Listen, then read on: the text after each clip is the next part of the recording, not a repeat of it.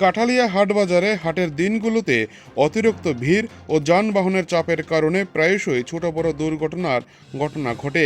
সাধারণ মানুষের নিরাপত্তা নিশ্চিত করতে এবং বাজার এলাকায় শৃঙ্খলা বজায় রাখতে বৃহস্পতিবার বিশেষ উদ্যোগ গ্রহণ করে যাত্রাপুর থানার পুলিশ।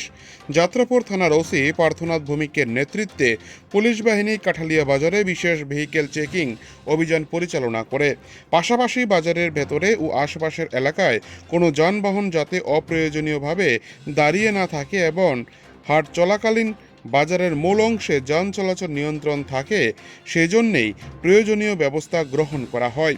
পুলিশের এই পদক্ষেপে স্বস্তি প্রকাশ করেছেন স্থানীয় ব্যবসায়ীরা এবং ক্রেতা ও হাটে আসা সাধারণ মানুষ। তাদের মতে, হাটের দিনে বাজার এলাকায় প্রচুর মানুষের সমাগম হয়, ফলে যানবাহন নিয়ন্ত্রণ থাকলে দুর্ঘটনার ঝুঁকি কমে এবং বাজারে চলাফেরা করাও অনেক সহজ হয়। এই বিষয়ে যাত্রাপুর থানার ওসি পার্থনাথ ভৌমিক জানিয়েছেন, পুলিশের এই উদ্যোগ যেভাবে নেওয়া হয়েছে, আগামী দিনেও এই ধরনের উদ্যোগগুলি থাকবে পুলিশের পক্ষ থেকে এবং সাধারণ মানুষকে নিরাপত্তা দেওয়ার জন্যই এই ধরনের ব্যবস্থা নিয়েছে স্থানীয় পুলিশ প্রশাসন, এমনটাই জানিয়েছেন থানার ওসি। কাঠালিয়া থেকে নিজস্ব প্রতিনিধির রিপোর্ট, টিভি 100 বাংলা। আজকে আমরা যাত্রাপুর থানা, কাঠালিয়া বাজার কমিটি এবং কাঠালিয়া সিন্ডিকেট উদ্যোগে যে যানজটের একটা দীর্ঘদিনের সমস্যা কাঠালিয়া বাজারে অবৈধ পার্কিং, এদের বিরুদ্ধে আমরা আইনত করা পদক্ষেপ নিয়েছি।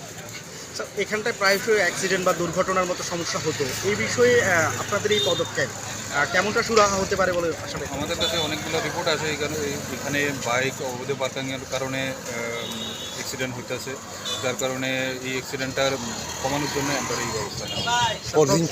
হবে নাকি নির্দিষ্ট কোনো বারে? হ্যাঁ, আমাদের সময় সময়ে হবে, বিশেষ করে বাজার বা হাট বাজার যে দিনগুলো আছে। বাজার বার হাট বাজার ওই দিন তো হবে।